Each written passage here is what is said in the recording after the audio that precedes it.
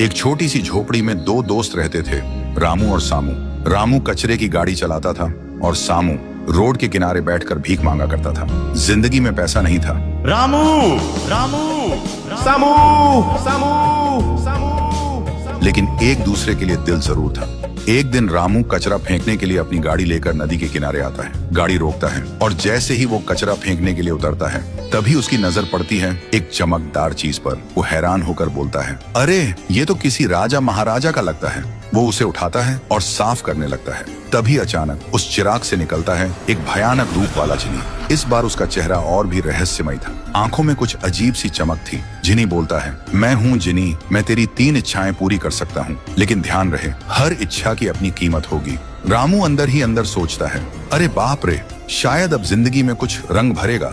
फिर वो कहता है, मेरी पहली इच्छा है हमारे पास एक बड़ा सा घर हो। जिनी एक छुटकी बजाता है और बिना कुछ कहे गायब हो जाता है। रामू गुस्से में बोलता है, अरे क्या बेवड़ा है, छुटकी बजाया और चला गया। फिर रामू अपनी झोपड़ी की तरफ लौटता है और जैसे ही उसकी नजर झोपड़ी पर पड़ती है, उसकी आंख फटी की फटी रह जाती है। उसकी पुरानी झोपड़ी की जगह एक बड़ा सा महल खड़ा था। रामू खुशी से चिल्ला रहा था, नाच रहा था, झूम रहा था, लेकिन उधर उसका दोस्त सामू रोड के किनारे भीख मांग रहा था। तभी अचानक एक तेज गाड़ी आई और उसे कुचल के चली गई। जब रामू को पता चला, वो भाग के आया, सामू को देखा और वहीं रो पड़ा। फिर उसे एक पास के कब्रिस्तान में दफना दिया।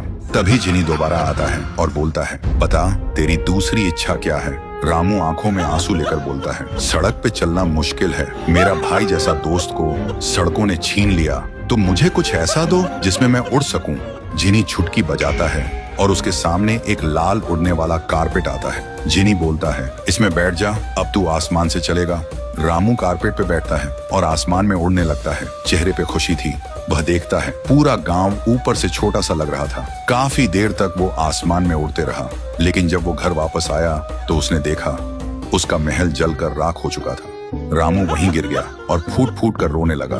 तभी जिनी फिर आता है और कहता है, तेरी तीसरी इच्छा क्या है। रामू रोकर कहता है, जो भी दिया सब ले लो, लेकिन मेरा पुराना जीवन वापस दे दो। मेरा दोस्त, मेरी झोपड़ी, मेरा सुकून। जिनी पहली बार शांत होता है और कहता है, जो हुक्म मेरे आका, और एक छुटकी बजाता है। रामू के चारों तरफ रोशनी फैल जाती है। जब रोशनी खत्म होती है, रामू वापस वही जगह पर होता है जहाँ से सब शुरू हुआ था। वो उस चिराग को उठाता है और उसे सीधा नदी में फेंक देता है और कहता है, मैं अमीर तो बन गया था, लेकिन अकेला भी हो गया था। अब गरीब हूँ पर मेरा भाई मेरे साथ है।